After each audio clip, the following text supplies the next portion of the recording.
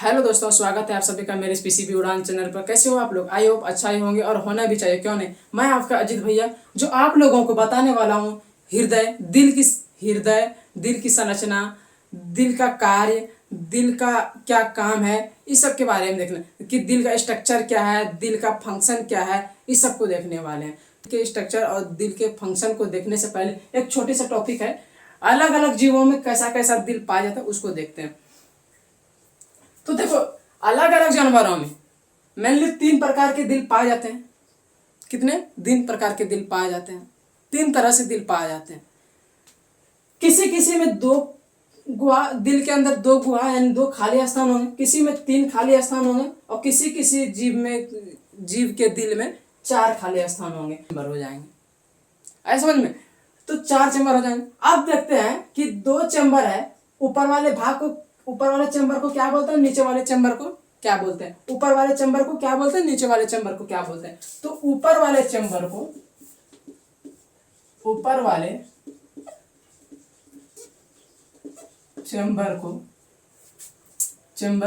क्या बोलते हैं, आर्ट्रियम यानी अलिंद। और नीचे वाले भाग को क्या बोलते हैं, नीचे वाले चैम्बर को, नीचे वाले चैम्बर बोलो या भाग तो क्या बोलते हैं, नीचे वाले चैम्बर को क्या बोलते हैं, नीचे वाले चैम्बर को बोलते हैं निलय यानी वेंट्रिकल। अब देखो, इसमें तो 2 चैम्बर है। ऊपर वाले भाग का नाम क्या है, एट्रियम यानी अलिंद। क्या है, अलिंद। और नीचे वाले भाग का निलय। नीचे वाले भाग का निलय। ऊपर वाले भाग को अलिंद कहते हैं, नीचे वाले भाग को निलय कहते हैं। ऊपर वाले भाग को अलिंद कहते हैं, नीचे वाले भाग को निलय कहते हैं। तो ऊपर वाले भाग को अलिंद कहते हैं, नीचे वाले भाग को निलय कहते हैं। तो देखो, इसमें ऊपर में 2 भाग है, लेकिन कहलाएगा अलिंद। लेकिन एक राइट अलिंद कहलाएगा, एक लेफ्ट यानी एक दायां अलिंद, एक बायां अलिंद। लेकिन निलय इसमें कितना है, एक। इसमें कितना अलिंद है, 2 अलिंद है, एक दायां अलिंद, एक बायां अलिंद। और निलय कितना है, 2 है, दायां अलिंद और बायां अलिंद। मछलियों में 2 चैम्बर होते हैं। कितने?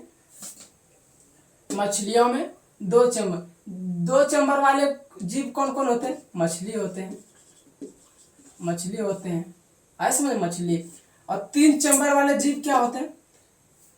मेढक होते हैं, याद रखना। 4 चैम्बर वाले जीव जो होते हैं वो सारा स्तनधारी जीव होते हैं, स्तनधारी जीव। और क्या होंगे? पक्षी भी हो जाएंगे। स्तनधारी जीव उसको बोलते हैं जो अपने बच्चों को दूध पियाती है। क्या पियाती है? अपने बच्चों को दूध पियाती है, उसको स्तनधारी जीव कहते हैं। सारा स्तनधारी जीव में कितने चैम्बर होंगे? 4 चैम्बर होंगे। और पक्षी में भी 4 चैम्बर। बर्ड्स में भी, जो पक्षी जो बर्ड्स विंग्स होते हैं उसमें भी कितने? 4 चैम्बर होंगे। स्तनधारी जीव में कौन कौन आ जाएंगे? स्तनधारी जीव में मानव आ जाएंगे, गाय आ जाएंगे, बकरी आ जाएंगे, बंदर आ जाएंगे, etc। ये सब क्या है? स्तनधारी जीव है जो अपने बच्चों को दूध पियाती है। इसमें कितने चैम्बर? 4 चैम्बर यानी 2 अलिंद और 2 निलय। आप इसका स्क्रीनशॉट लीजिए।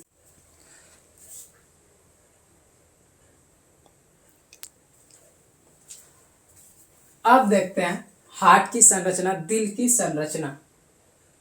दिल की संरचना कुछ इस टाइप्स का होता है। तो सबसे पहले तो हमको इस दिल में 4 चैम्बर बनाए, right atrium, left atrium, right ventricle, left ventricle, दायां अलिंद, बायां अलिंद, दायां निलय, बायां निलय। 4 को बनाए चैम्बर। मानो हमारे दिल में कितने चैम्बर होते हैं? 4 चैम्बर। कितने? 4 चैम्बर। दायां अलिंद, बायां अलिंद, दायां निलय, बायां निलय। अब सुनो, इस 4 चैम्बर के नाम समझ में आ गया कि जो खून को शरीर से दिल तक लाता है उसको वेन बोलते हैं, और जो दिल से शरीर तक लाता है उसको हम लोग बोलते हैं धमनी। क्या बोलते हैं? धमनी। जो बॉडी से यानी शरीर से खून को दिल तक लाता है उसको हम लोग बोलते हैं वेन, और जो दिल से खून को शरीर में लाता है उसको बोलते हैं धमनी। अब खून जैसे शरीर से दिल में आता है, सबसे पहले कहाँ गिरता है? सबसे पहले गिरता है राइट एट्रियम में यानी दायां अलिंद में। दायां अलिंद से खून गिरता है दायां निलय में, दायां निलय में। फिर ये खून को कहाँ भेजता है? फेफड़ा में। फिर फेफड़ा से खून आता है, खून आता है कहाँ गिरता है? बायां अलिंद में, बायां अलिंद से बायां निलय में। इस तरह का गिरता। फिर बायां निलय से क्या करेगा? फिर खून कहाँ जाएगा? पूरा शरीर में जाएगा। बायां निलय से पूरा खून कहाँ जाएगा? पूरा शरीर में। जो कि शरीर से जो खून आता है उस खून को अशुद्ध खून बोलते हैं। जो शरीर से पूरा खून दिल तक आता है उस खून को बोलते हैं अशुद्ध खून। अशुद्ध खून में कार्बन डाइऑक्साइड मिला रहता है, इसीलिए बोलते हैं इसको अशुद्ध खून। और जिस खून में कार्बन डाइऑक्साइड मिला रहता है हम उसको बोलते हैं डीऑक्सीजनेटेड ब्लड। डीऑक्सीजनेटेड ब्लड यानी कार्बन डाइऑक्साइड वाले ब्लड यानी अशुद्ध खून कहाँ जाते हैं? सबसे पहले राइट एट्रियम में जाएंगे। कहाँ जाएंगे? राइट एट्रियम में। राइट एट्रियम से कहाँ जाएगा? राइट वेंट्रिकल में। राइट वेंट्रिकल से कहाँ जाएंगे? फिर लंग्स में यानी फेफड़ा में। फेफड़ा में क्यों जाएंगे? फेफड़ा में इसलिए जाते हैं जो कि गंदा खून था उसको साफ होने के लिए कहाँ जाना पड़ता है? फेफड़ा में। तो फेफड़ा में जाएगा वो साफ होने के लिए। तो फेफड़ा में ये खून जाएगा फिर फेफड़ा में जैसे आएगा, फेफड़ा में क्या करेगा? खून में जो उपस्थित कार्बन डाइऑक्साइड है उस कार्बन डाइऑक्साइड को पकड़ेगा और बाहर फेंक देगा, और उसमें उस खून में क्या मिला देगा? ऑक्सीजन मिला देगा। जिस खून में ऑक्सीजन मिल जाएगा उस खून फिर क्या हो जाएगा? वह खून शुद्ध हो जाएगा, और उसी खून को बोलते हैं ऑक्सीजनेटेड ब्लड यानी शुद्ध खून उसको बोलेंगे जिसमें ऑक्सीजन मिला रहता है। फेफड़ा क्या करेगा? उस खून में ऑक्सीजन मिला देगा, फिर ऑक्सीजन वाला ब्लड कहाँ आके गिरेगा? लेफ्ट वाला एट्रियम में। लेफ्ट वाला एट्रियम में। लेफ्ट एट्रियम से कहाँ गिरेगा? लेफ्ट वेंट्रिकल में। अब लेफ्ट वेंट्रिकल से कहाँ जाएगा? फिर पूरा शरीर में जाएगा, पूरा शरीर में जाएगा। और जो शरीर में ले जाता है उसको बोलते हैं हम लोग धमनी। क्या बोलते हैं? दिल से पाइप खुलता है उसको बोलते हैं महाधमनी, और कहीं दिल से जब बाहर हो जाता बहुत दूर हो जाता है तब उसको बोलते हैं धमनी, और धमनी से फिर बहुत दूर जाएगा तो क्या हो जाएगा? छोटा धमनी, सबसे छोटा धमनी। इस तरह जाएगा। फिर जाएगा शरीर में आएगा, फिर कोशिका में जाएगा, फिर कार्बन डाइऑक्साइड बनाएगा, फिर खून में दे देगा कार्बन डाइऑक्साइड को, फिर कार्बन डाइऑक्साइड को ढोते हुए खून कहाँ जाएगा? राइट एट्रियम में। राइट एट्रियम से राइट वेंट्रिकल में। राइट वेंट्रिकल खून को कहाँ भेज देगा? फेफड़ा में। फेफड़ा में क्या करेगा? फिर ऑक्सीजन मिला देगा, फिर ऑक्सीजन वाला खून आएगा कहाँ आएगा? लेफ्ट एट्रियम में। लेफ्ट एट्रियम में फिर ब्लड लेफ्ट एट्रियम से कहाँ गिरेगा? लेफ्ट वेंट्रिकल में गिर जाएगा। लेफ्ट वेंट्रिकल से फिर पंप करेगा, ब्लड को जैसे पंप करेगा तो सारा इतना प्रेशर से जाएगा ब्लड, खून कहाँ जाएगा? सारा खून धड़धड़ा के कहाँ चल जाएगा? बॉडी में, पूरा बॉडी में फैल जाएगा। पूरा प्रेशर से मारता है। कितना प्रेशर से मारता है? तो पूरा धड़धड़ा के बॉडी में चला जाता है। तो बताओ कौन सा भाग दिल का, कौन सा चेंबर ब्लड को पूरा बॉडी तक पहुंचाता है? ब्लड को पूरा बॉडी तक पहुंचाता है तो कौन? Left ventricle. कौन? Left ventricle. अब कुछ समझ में आया? यानी सबसे पहले जो शरीर से खून गिरेगा कहाँ गिरेगा? राइट एट्रियम में। राइट एट्रियम से राइट वेंट्रिकल में। राइट वेंट्रिकल से कहाँ जाएगा? फेफड़ा में। अब फेफड़ा या फेफड़ा में जो ले जा रहा है वो कौन? उस पाइप का नाम है, उस नस का नाम क्या है? फुसफुस धमनी। क्या है? फुसफुस धमनी। जो गंदा खून को लंग्स के पास ले जा रहा है उस वाला पाइप को बोलते हैं, क्या बोलते हैं? फुसफुस धमनी। फुसफुस धमनी फेफड़ा में यानी ब्लड पहुंचाएगा। फुसफुस वर्ड होता है फेफड़ा शब्द के लिए। फेफड़ा में यानी लंग्स में, लंग्स का जो शब्द यूज होता है क्या होता है? फुसफुस यानी पल्मोनरी होता है। तो पल्मोनरी आर्टरी या बोलो या फुसफुस धमनी बोलो, यानी गंदा खून को जो ले जा रहा है लंग्स के पास उसको बोलते हैं फुसफुस धमनी। और फेफड़ा में जो कि शुद्ध खून हो जाएगा और शुद्ध खून को फेफड़ा से जो लाएगा उसको बोलते हैं फुसफुस शिरा। फुसफुस शिरा। फुसफुस शिरा के द्वारा कहाँ गिरेगा? लेफ्ट एट्रियम में। कहाँ गिरेगा? लेफ्ट एट्रियम में। लेफ्ट एट्रियम से फिर कहाँ गिरेगा? लेफ्ट वेंट्रिकल में। और लेफ्ट वेंट्रिकल से जो गिरेगा फिर किस में? महाधमनी के रास्ते कहाँ चल जाएगा? धमनी होते हुए पूरे शरीर में फैल जाएगा। धमनी होते हुए पूरे शरीर में फैल जाएगा ब्लड। अब आगे क्या आप बोलेंगे? अब देखो, अब यहां से ब्लड आया, फिर ब्लड पूरा शरीर से ब्लड राइट एट्रियम में आया, दायां अलिंद में आया। दायां अलिंद में जो ब्लड आया अब वहां से जो नीचे गिरेगा इस जगह वाल्व लगा रहता है। क्या रहता है? वाल्व लगा रहता है। इस वाल्व को बोलते हैं ट्राइकास्पिड वॉल्व, इस वॉल्व को क्या क्या बोलते हैं? Tricuspid valve. ये वॉल्व क्या करता है? जो ब्लड नीचे गिर चुका है फिर ऊपर ना जा पाए, फिर ऊपर ना जा पाए, ये काम होता है ई वॉल्व का। ई वॉल्व जैसे नीचे गिरा ये फिर लग जाएगा, क्या कि जैसे ही पंप करेगा फिर ऊपर ना जा पाए तो नीचे गिर जाएगा ब्लड। इस वॉल्व का नाम है ट्राइकास्पिड वॉल्व। और ट्राइकास्पिड वॉल्व के द्वारा कहाँ गिरेगा? राइट वेंट्रिकल में। और राइट वेंट्रिकल से कहाँ चल जाएगा? राइट वेंट्रिकल से एक फुफ्फुस धमनी का जो सिरा होता है, वो फुफ्फुस धमनी में जो पाइप होता है उसमें भी एक वॉल्व लगा रहता है, एक वॉल्व लगा रहता है। इस वॉल्व का नाम होता है पल्मोनरी वॉल्व। पल्मोनरी वर्ड तभी यूज करते हैं जब कोई लंग्स के पास कुछ जाता हो। अर्थ में लंग्स में अगर कोई टच करता है तो उस वाले शब्द को क्या बोलते हैं? पल्मोनरी। लंग्स वाले शब्द को, फेफड़ा वाले शब्द को दूसरा नाम से पल्मोनरी के नाम से भी जानते हैं। इसलिए पल्मोनरी में ले जा रहा है, कौन ले जा रहा है? ई पाइप ले जा रहा है तो इसको पल्मोनरी धमनी बोलते हैं, पल्मोनरी आर्टरी बोलते हैं, यानी फुफ्फुस धमनी बोलते हैं। अब इस पल्मोनरी धमनी में एक वॉल्व लगा आता है, इसलिए पल्मोनरी वॉल्व बोलते हैं। क्या बोलते हैं? पल्मोनरी वॉल्व कहते हैं। अभी आप जैसे ही प्रेशर मारेगा, जैसे प्रेशर मारेगा पल्मोनरी वॉल्व के थ्रू पल्मोनरी आर्टरी में फॉलो हो जाएगा। अब पल्मोनरी में जैसे खून चल जाएगा फिर लौट के नीचे ना गिर जाए, फिर इसके लिए एक वॉल्व जो दिया है वो फिर लग जाएगा। क्या हो जाएगा? लग जाएगा कि नीचे ना कर पाए। अरे साला इतना दोगुना ब्लड है कि इसमें कम प्रेशर होता है। क्या होता है? बहुत कम प्रेशर होता है, इसलिए ये नहीं जा पाता है। तो इसमें क्या है? नीचे गिरने की संभावना होता है। फिर क्या करता है कि इस वॉल्व लग जाता है, फिर जो ब्लड आता है इसमें फिर प्रेशर मारता है तो लगले जो अगल अगल बगल में रुका होगा फिर लगले पार हो जाता है। और इसमें इस खून में क्या रहता है? कार्बन डाइऑक्साइड मिला रहता है। और कार्बन डाइऑक्साइड फिर ब्लड गंदा ब्लड कहाँ जाएगा? फेफड़ा के पास। और फेफड़ा का काम है कि जो गंदा ब्लड है उसको शुद्ध ब्लड बनाना। क्या? शुद्ध करना, यानी कार्बन डाइऑक्साइड है उसको बाहर कर देना और उसमें उस खून में ऑक्सीजन मिला देना। तो फेफड़ा का यही काम है, जो गंदा खून गया उसमें कार्बन डाइऑक्साइड को पकड़ के उस खून से बाहर फेंक देगा और उस खून में क्या मिला देगा? ऑक्सीजन वाला टॉनिक मिला देगा। तो ऑक्सीजन वाला टॉनिक मिला देगा तो वो खून हट्ठा खट्टा जवान हो जाएगा। तो वो खून आएगा किस रास्ते से? फुफ्फुस रास्ते से आएगा, फुफ्फुस शिरा के रास्ते से आएगा। कहाँ?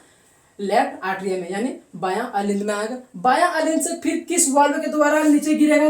किस वाल्व के द्वारा? बाइकास्पिड वाल्व के द्वारा नीचे गिरेगा। अब बाइकास्पिड वाल्व के द्वारा से नीचे गिरेगा, कहाँ गिरेगा? लेफ्ट वेंट्रिकल यानी बायां निलय में। कहाँ गिरेगा? बायां निलय में। बायां निलय से फिर जैसे प्रेशर मारेगा, क्या करेगा? प्रेशर मारेगा, फिर क्या हो जाएगा? ये महाधमनी से होते हुए महाधमनी में एक वाल्व लगा रहता है। क्या रहता है? महाधमनी में भी एक वाल्व रहता है जिसको एरोटिक वाल्व भी कहते हैं।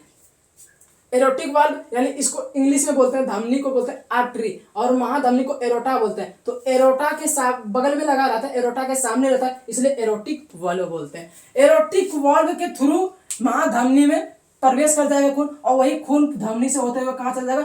पूरा शरीर के कोशिकाओं तक चल जाएगी। अब उसी कोशिकाओं में फिर वही कार्बन डाइऑक्साइड बनेगा, कार्बन डाइऑक्साइड बनेगा, अच्छा भी बनेगा, कार्बन डाइऑक्साइड भी बनेगा। उसी कार्बन डाइऑक्साइड को फिर इस खून में मिला देगा और इस खून से होते होते होते होते फिर कहाँ चल जाएगा?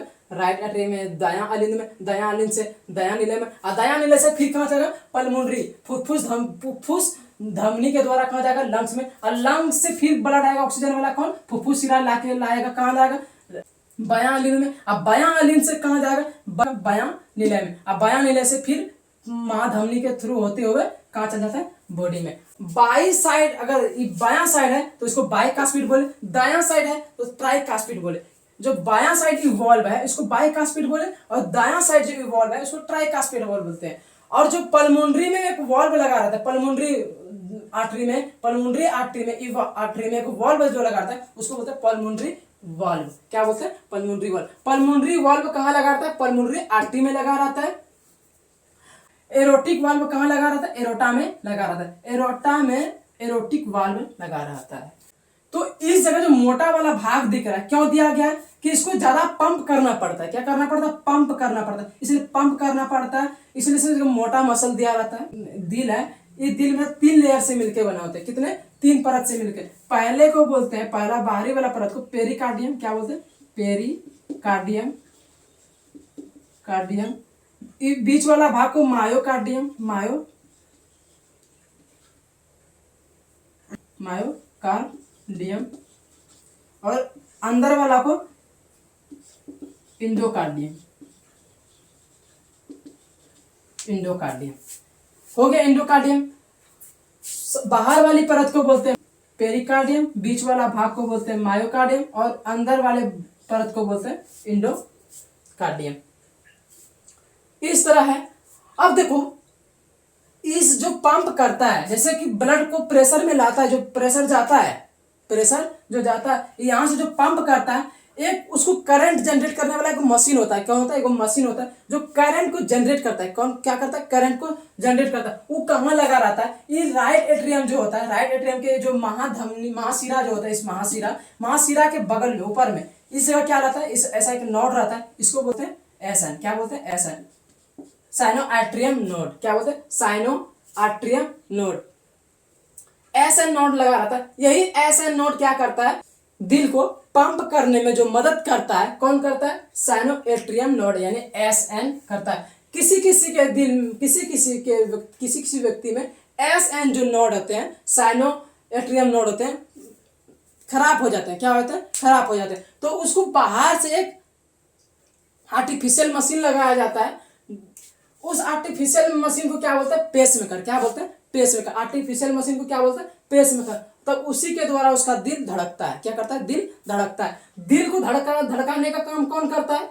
एसन करता है। कौन करता है? एसन। दिल को जब भी पंप करने धड़कना होता है, जितना धड़कता है वो कौन करंट जनरेट करता है? एसन करता है। और किसी व्यक्ति में एसन खराब हो जाते हैं तो उसमें क्या करते हैं डॉक्टर साहब? एसन के जगह पे क्या लगा देता है? आर्टिफिशियल मशीन लगा दिया जाता है, जिसको बोलते हैं पेस मेकर। क्या बोलते हैं? Pace maker. इतना समझ में आया? Pace maker. बीच में जो दिए गए हैं इसको बोलते हैं हम लोग, क्या बोलते हैं? सेप्टम। क्या बोलते हैं? सेप्टम। सेप्टम।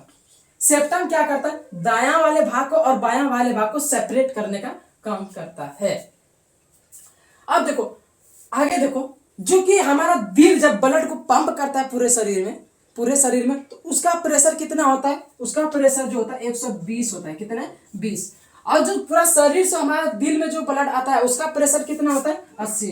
तो हाँ, ब्लड प्रेशर कितना होता है? ब्लड प्रेशर मानव में कितना होता है? 120/80। आया समझ में? 120/80। अब हाई ब्लड प्रेशर हो जाएगा, यानी हाई ब्लड प्रेशर हो जाएगा तो उसमें क्या होगा? एचबीपी में क्या होगा? हाई ब्लड प्रेशर 130 से हो जाएंगे 90। और लो ब्लड प्रेशर में क्या हो जाएंगे? लो ब्लड प्रेशर में क्या हो जाएंगे? 110 से 70। ये लो ब्लड प्रेशर में होता है। हार्ट में दो तरह का टेस्ट होता है। पहला होता है ट्रेड माइंड।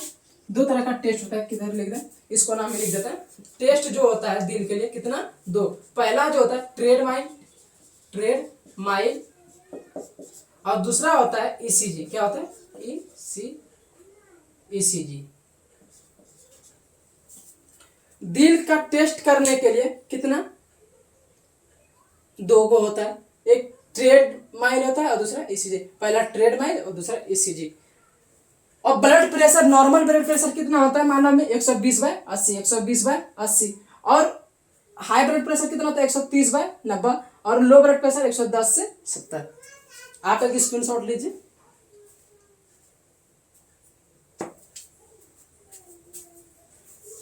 आगे चलते देखते हैं। अब देखो हमारे जो दिल है 1 मिनट में कितना बार धड़कता है? 1 मिनट में कितना बार धड़कता है? तो 72 बार धड़कता है। कितना? 72 बार। 1 मिनट में कितना बार? 72 बार धड़कता है। तो दिल का जो, अब दूसरा क्या है? दिल का आवाज क्या होगा? तो दिल का जो आवाज होगा लप और डप, लप डप। जब लप डप करेगा तब क्या होगा? एक साइकिल होगा। क्या होगा? एक साइकिल, साइकिल। तो 1 मिनट में कितना साइकिल चलेगा? 1 मिनट में कितना साइकिल चलेगा? 1 मिनट में कितना साइकिल चलेगा पता है? 1 मिनट में 72 बार। कितना? 72 साइकिल। तो 72 साइकिल को क्या बोलते हैं हम लोग? लब डब। कितना बार धड़कता है? यानी 72 बार जो साइकिल होगा लप डब करके, ऐसे जो 72 बार होगा, लप डब को 1 बोलेंगे, फिर लप डब को 2 बोलेंगे, ऐसे 72 बार धड़केगा। कितने बार में? 90 मिनट में। तो दिल का आवाज जो होता है लपडप होता है, और लपडप को एक लपडप को कितना बोलते हैं, एक साइकिल बोलते हैं, और एक साइकिल को क्या बोलते हैं, एक धड़कन। क्या बोलते हैं, एक धड़कन।